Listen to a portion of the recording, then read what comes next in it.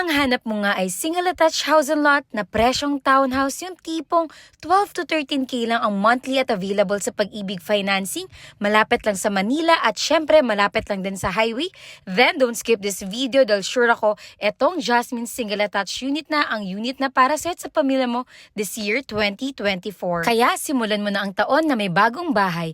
Hi everyone, it's me again, Kiara Pepito for another quick house tour. At alam mo bang may parking na tong kasama? For a standard inner lot nga, meron ka ng 58.5 square meters at syempre may floor area ka na 44.5 square meters.